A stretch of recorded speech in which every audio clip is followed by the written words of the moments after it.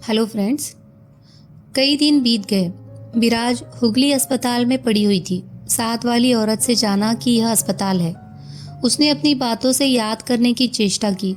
बहुत कुछ ये बातें याद भी हो आई कि किस तरह उसके सतीत्व पर पति ने कटाक्ष किया था। पीड़ा और भूख से उसका टूटा वो जर्जर शरीर निराधार आरोपों को सहन नहीं कर सका। अनेक दिनों से दुख सहते सहते वो पागल हो गई थी।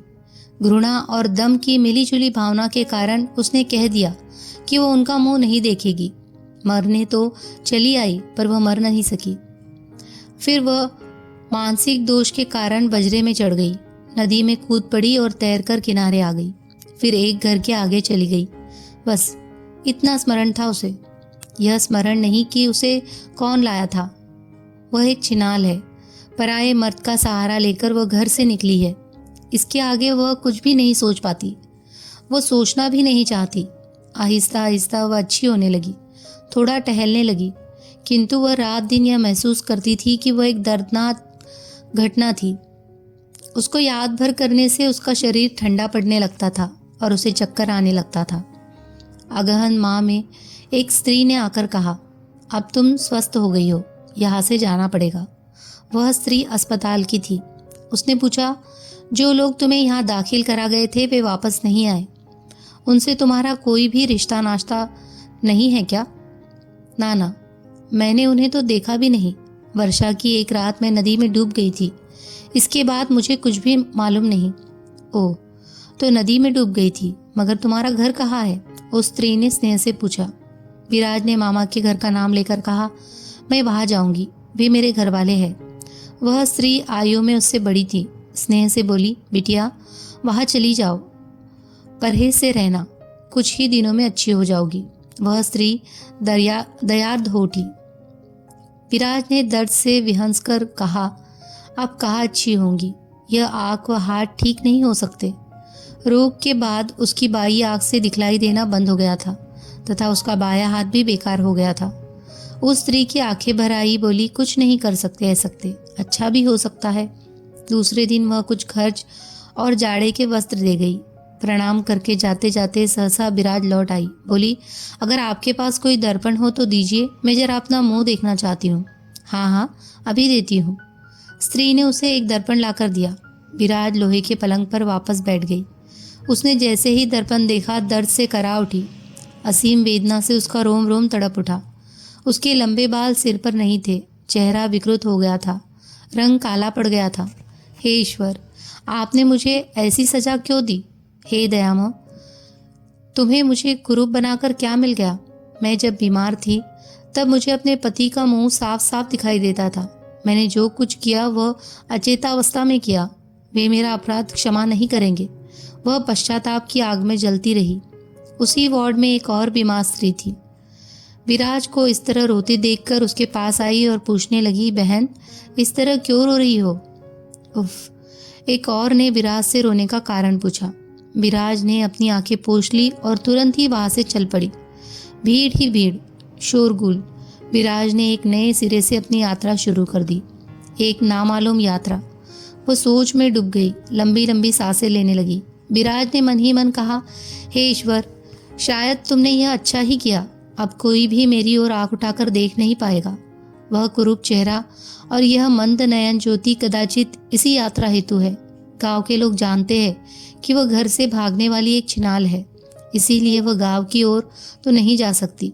ईश्वर, इस मूर्ख को ऐसी विषम स्थिति देना ही तेरा कल्याणकारी विधान है। और विराज चलती ही गई। दिन पर दिन बीतते जा रहे थे।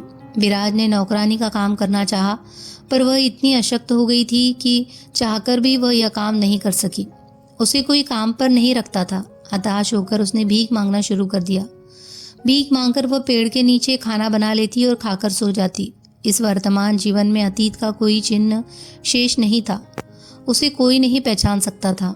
उसके कपड़े जगह जगह से फटे हुए थे।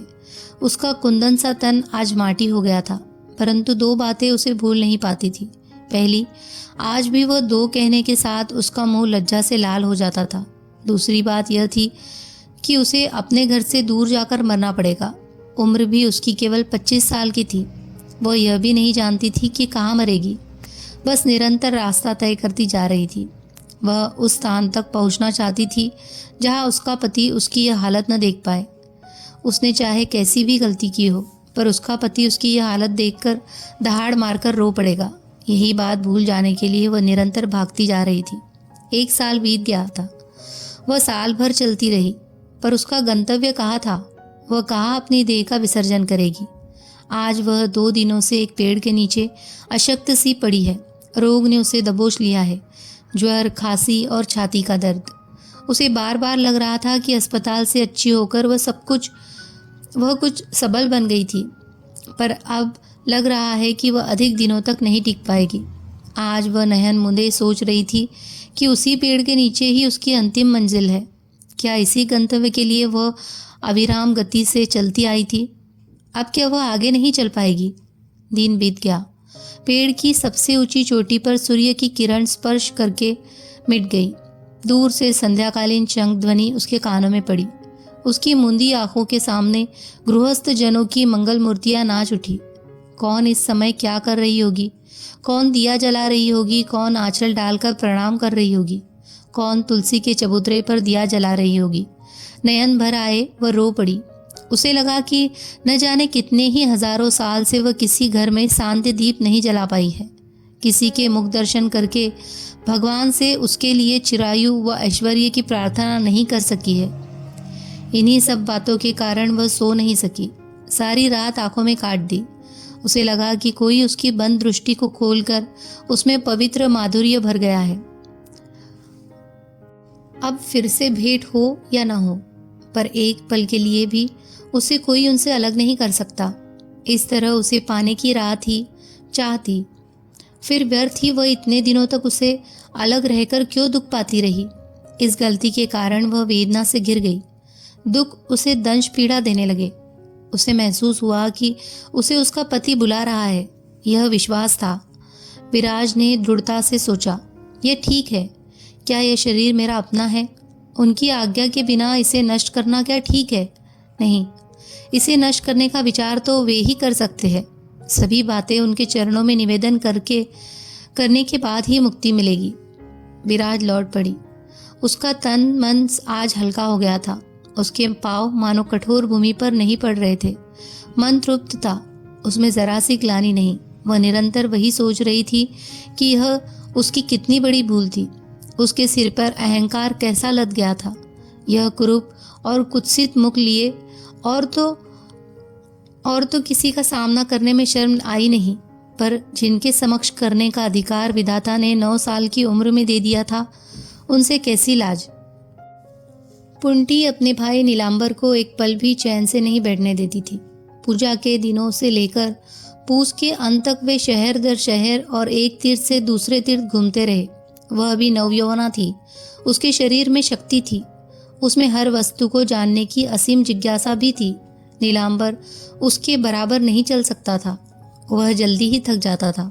वह चाहता था कि थोड़ा सा विश्राम करता, पर पुंटी नहीं मानती थी। उसका मन अपने घर की ओर लगा रहता था। उसका थका मन न जाने क्यों अपने गांव जाना चाहता था। देश में या गांव में क्या है, यहाँ स्वास्थ्य भी ठीक रहता है। कभी कभी छोटी बहू पुंटी को पत्र लिखती है। उसकी इच्छा यह है कि दादा पहले की तरह हो जाए। चिंता के कारण उनकी देह कंकालवत रह गई है। पुंटी की इच्छा है कि उसके दादा हर घड़ी ठहाके लगाते रहे, गुनगुनाते रहे, पर उसके दादा उसके सारे प्रयासों को बेकार करते जा रहे थे। वह हताश नहीं हुई। सोचती थी कि कुछ दिनों के बाद सब ठीक हो जाएगा। इस तरह 4-5 महीने बीत गए, पर कोई लाभ नहीं हुआ। घर छोड़कर आने के दिन मोहिनी की बातों ने विराज के प्रति करुणा के भाव जागृत कर दिए थे।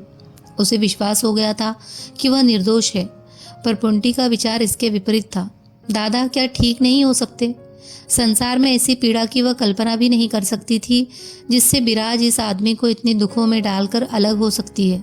भाभी अच्छी थी या बुरी, ये बात अब पुंटी नहीं सोच सकती, किंतु उसके भाई को छोड़कर जाने वाली स्त्री की वह कट्टर शत्रु बन गई थी। पुंटी एक सुबह मुंह फुलाए आई और उसने कहा, दादा चलो घर चले।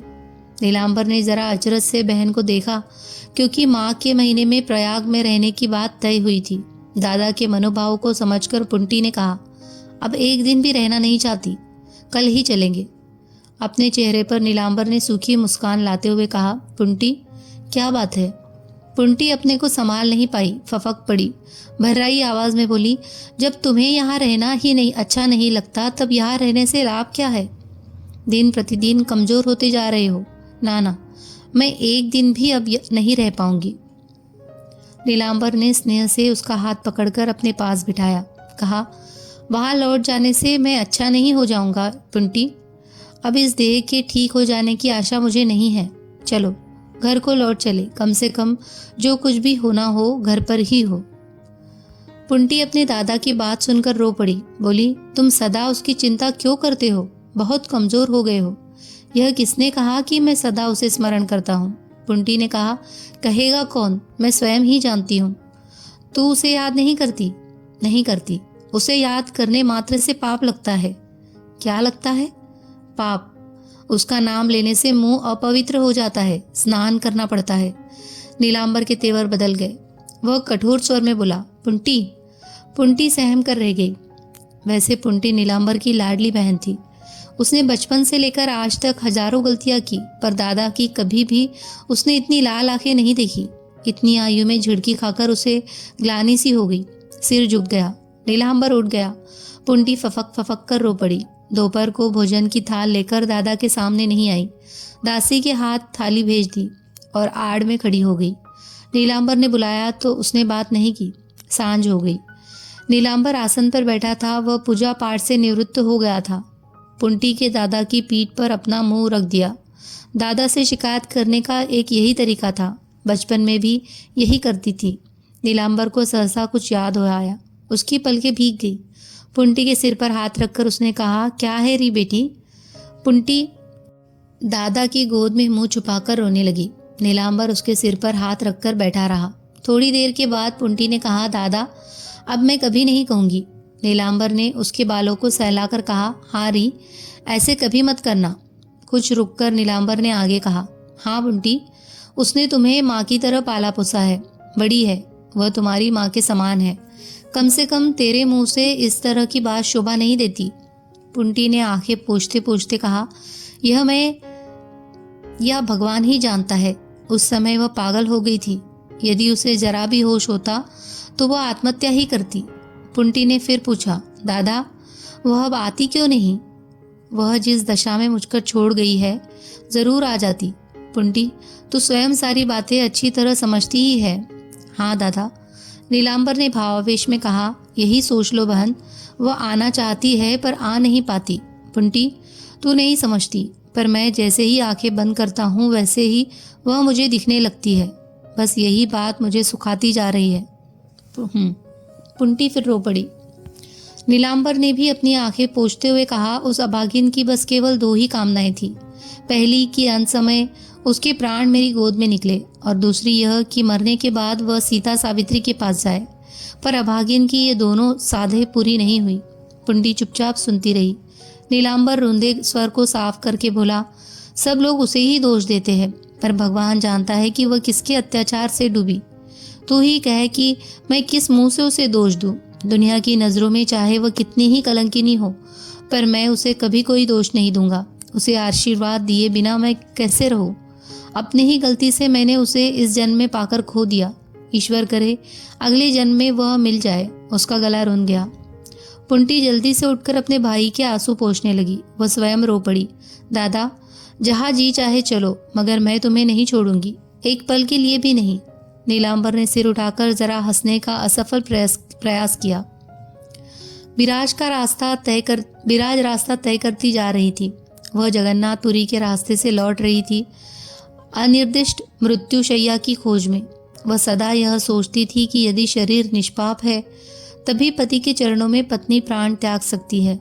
दामोदर नदी के पार पहुँचते पहुँचते वह थक गई थी। वह काफी अशक्त हो चली थी।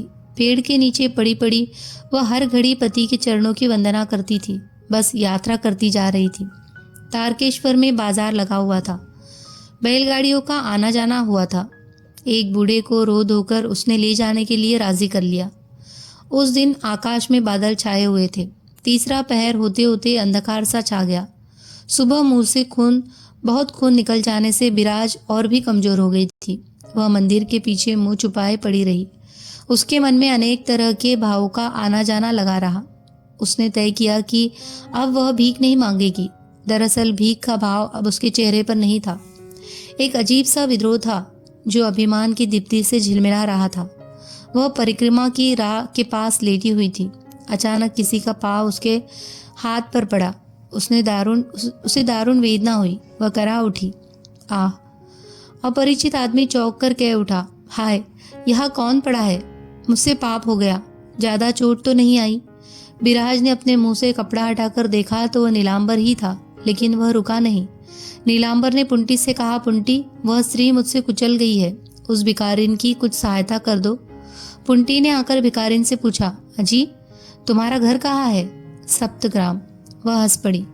विराज की न भूलने वाली जो चीज थी वह थी उसकी हंसी। उसे एक बार जिसने देख लिया वह भूल नहीं सकता। अरे, ये तो भाभी है। पुंटी उस जीर्ण शीर्ण देह पर पड़ गई और लिपट कर रो पड़ी। नीलांबर ने सब कुछ समझ लिया। लपक कर आया, बोला, पुंटी, यहाँ मत रो, उठ। नीलांबर उस कमजोर सुखी देह को बच्चे की तरह उठाकर अपने डेरे की ओर चल पड़ा।